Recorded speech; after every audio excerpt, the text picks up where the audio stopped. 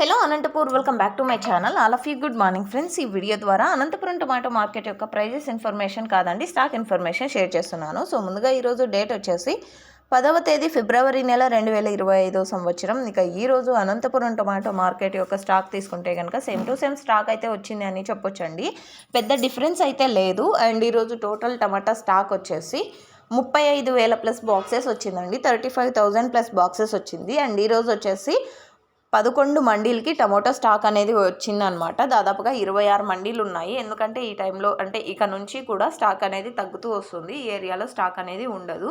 So ఎండలు అనేది ఎక్కువగా అయిపోయాయి. ఆల్రెడీ చాలా భారీ ఎండలు ఉన్నాయన్నమాట. సో ఇది రీజను.